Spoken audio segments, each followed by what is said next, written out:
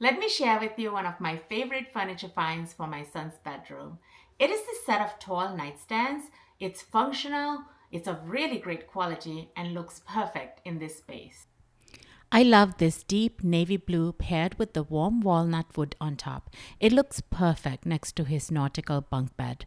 The wood tone matches beautifully, and the open shelf is ideal for books and bedtime essentials. These nightstands are tall but narrow, which I really appreciate because they fit perfectly right next to the closet without taking up extra space.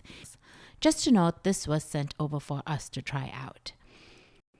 Everything came well packaged and the instructions were clear and easy to follow. Each nightstand weighs about 42 pounds, so they feel sturdy once assembled. They're made from engineered wood with a durable, scratch resistant finish, and the top can hold up to 150 pounds, so it feels very practical for everyday use. They also come in multiple color options, and I like the way they work not just as nightstands but also as side tables or storage in other rooms. For a small bedroom or apartment, these are a really solid, good looking option. Instructions were perfect. Every board had a sticker on it letting you know what its number was. I was able to line them up from 1 to 15. Yeah, they're really nice.